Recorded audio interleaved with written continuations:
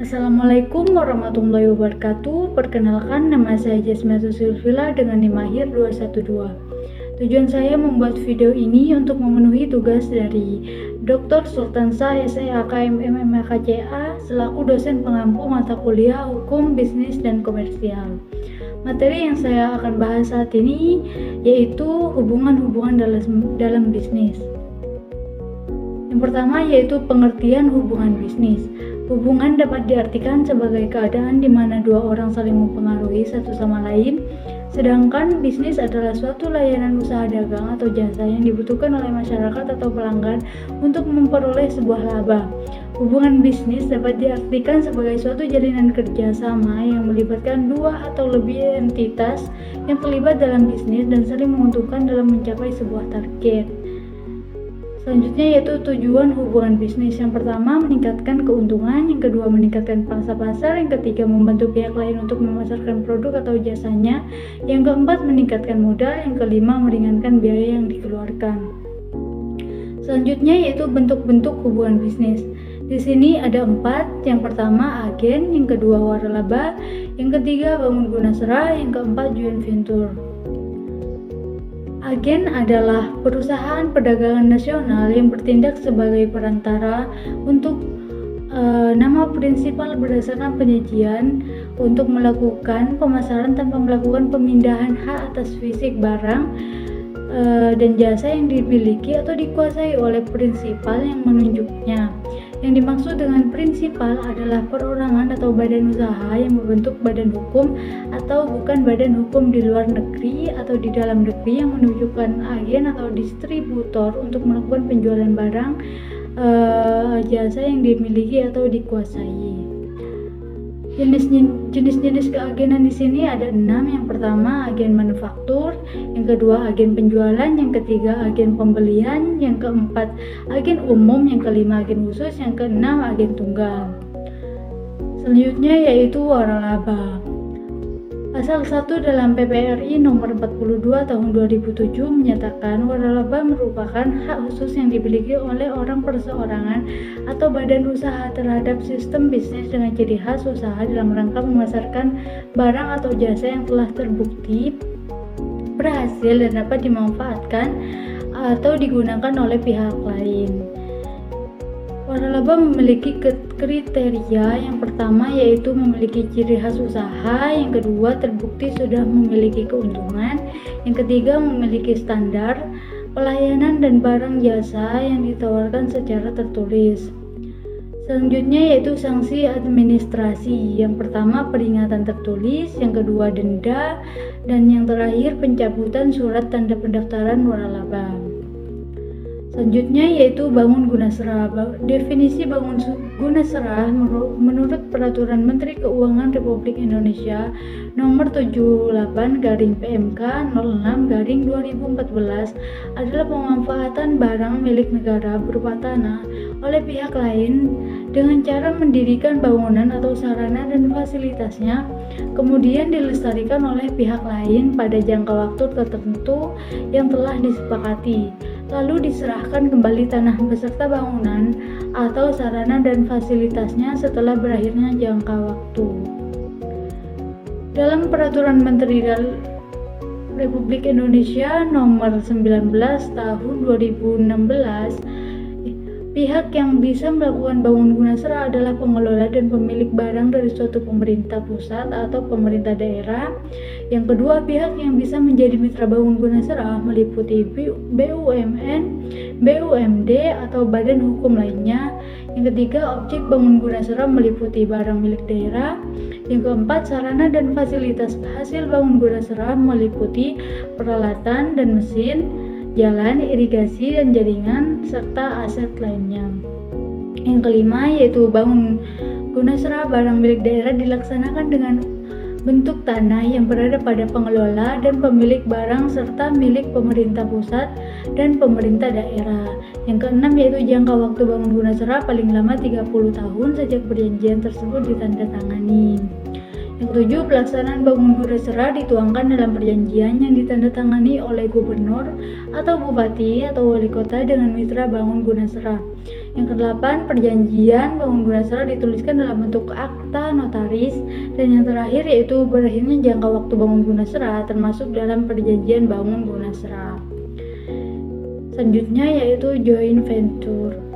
Joint venture merupakan istilah dari gabungan antara usaha dua pihak perusahaan untuk bekerja sama dalam menjalin suatu hubungan bisnis dengan bentuk kerjasama pada suatu perusahaan. Dalam joint venture terdapat 3 strategi pengembangan secara teoritis, yaitu yang pertama merger atau fusi, yang kedua konsolidasi, yang ketiga akuisisi. Selanjutnya yaitu akibat hukum pembatalan perjanjian bangun guna serah, build, operate, transfer atau BOT, yang dibatalkan secara sepihak oleh pemegang hak atas tanah. Studi kasus yang saya angkat yaitu putusan nomor 97/PK/PDT/2017. Salah satu contoh kasus mengenai pembatalan perjanjian secara sepihak terdapat pada putusan nomor 97/PK/PDT/2017 antara PT Sarana Pembangunan Palembang Jaya versus PT Tradewise International, yang mana perjanjian BOT nomor 041-SP2J-SPK-V-2011 tanggal 16 Mei 2011 untuk melakukan pengelolaan kawasan Taman Kambang Iwa Besak di Palembang yang terletak di Jalan Tasik, Kelurahan Talang Semut, Kecamatan Bukit Kecil, Kota Palembang. Secara tiba-tiba perjanjian tersebut dibatalkan secara pihak oleh PT Sarana Pembangunan Palembang Jaya. Kasus ini terjadi karena perjanjian BOT yang mengatur hubungan hukum kedua belah pihak tidak diatur secara detail mengenai tata cara pemutusan hubungan hukum kedua belah pihak, sehingga PT Sarana Pembangunan Palembang Jaya melakukan pembatalan perjanjian dengan dasar bahwa PT Tradewise International telah melakukan prestasi perjanjian karena proses pembangunan terkesan terbengkalai. Akibat hukum pembatalan perjanjian BOT yang dibatalkan secara sepihak oleh pemegang hak atas tanah tersebut, kemudian PT Tradewise International mengajukan gugatan meminta ganti kerugian terhadap semua investasi yang telah dikeluarkan untuk kawasan Iwa Kambang. Untuk menjawab permasalahan ini, maka dengan menggunakan KUH dan pasal-pasal yang terdapat di dalam putusan pengadilan nomor 97/PK/PDT/2017. Pasal 1338 KUH bahwa semua perjanjian yang dibuat secara sah berlaku sebagai undang-undang bagi mereka yang membuatnya. Artinya bahwa apabila semua syarat-syarat yang terdapat dalam pasal 1320 KUH terpenuhi, maka syaratnya sahnya perjanjian telah terpenuhi sebagaimana yang diatur dalam KUH Pasal 1338 ayat 2 mengatur bahwa janji itu mengikat sehingga para pihak tidak dapat menarik diri dari akibat-akibat perjanjian yang dibuatnya secara sepihak.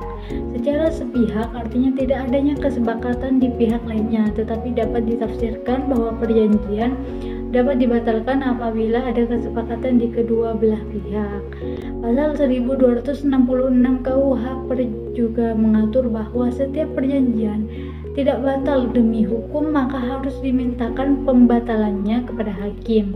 Karena tidak ada klausula yang mengatur perjanjian, seharusnya pihak pemegang hak atas tanah memintakan pembatalan perjanjian lewat hakim, bukan melalui surat yang dikeluarkannya sendiri. Dalam hal ini antara kedua belah pihak yang berselisih telah terjadi satu kesepakatan karena perjanjian tersebut sudah berjalan 1 tahun dan kemudian baru timbul satu permasalahan. Asas itikat baik dalam hal ini juga terpenuhi dalam perjanjian BOT ini karena perjanjian sudah berjalan 1 tahun hingga kemudian tidak adanya itikat baik dari kedua belah pihak untuk menyelesaikan masalah secara musyawarah mufakat sehingga menyebabkan pihak BUMD dengan itikat tidak baik memutuskan perjanjian secara sepihak. Padahal dalam perjanjian tidak diatur secara tegas bagaimana tata cara pemutusan hubungan perjanjian kerjasamanya sehingga pembatalan perjanjian yang dilakukan menjadi suatu perbuatan melawan hukum dan berakibat hukum harus adanya kewajiban dari pihak pemegang hak atas tanah untuk membayar ganti kerugian. Pasal 1340 KUH perjanjian hanya berlaku antara para pihak-pihak yang membuatnya. Perjanjian ini tidak dapat membawa rugi kepada pihak-pihak ketiga. Tidak dapat pihak-pihak ketiga mendapat manfaat karenanya. Selain hal ini yang diatur dalam pasal 1317. Oleh karena itu, bahwa tidak tepat jika pihak PT Sarana Pembangunan Palembang Jaya menarik pihak ketiga yaitu Dinas Penerangan Jalan, Pertamanan, dan Pemakaman Kota Palembang untuk ikut bertanggung jawab akan ganti rugi akibat dari perbuatan hukum yang dilakukannya, yaitu pemutusan perjanjian secara sepihak meskipun pemegang hak atas tanah dalam hal ini juga merupakan anak usaha pemerintahan, maka masih berhubungan dengan dinas-dinas pemerintahan setempat.